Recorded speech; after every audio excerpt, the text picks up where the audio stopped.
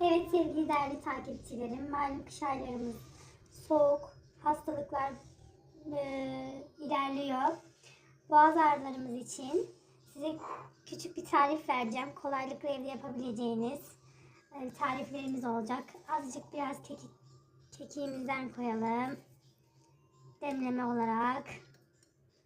Biraz da zerdeçalımızdan koyalım.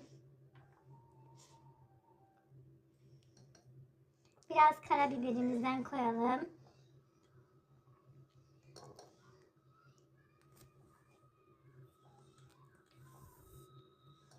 Bir tutam da tarçınımızdan koyalım.